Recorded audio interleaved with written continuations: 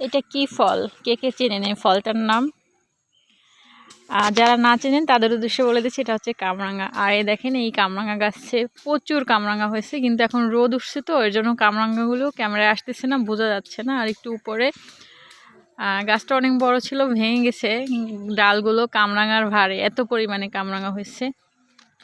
এই যে দেখুন। আর হচ্ছে এখন আমি কামরাঙা পারবো, আর নিচে দাঁড়াই লাঠি দিয়ে কামরাঙা পারা যাবে, কামরাঙা পারবো দেন খাবো। কে কে কামরাঙা পারবেন আমার সাথে আর খেতে চান কামরাঙা, চলে আসুন আমাদের বাড়িতে, বরিশালে আমার গ্রামের বাড়িতে। এই মজার মিষ্টি টক মিষ্টি কামরাঙা খেতে পারবেন। অবশ্য আমি বেশি খাই না কামরাঙা। কামরাঙা নাকি বেশি খাওয়া ঠিক না, মোটামুটি কামরাঙা নাকি প্রবলেম হয় কামরাঙা খেলে, অনেক জানি না, অ্যাসিড থাকে নাকি এটাই প্রচুর। তো আমার ভালো লাগে, বেশি খাই না, ভালো লাগে, দু একটা খাই। তো কয়েকটা কামরাঙা পারবো।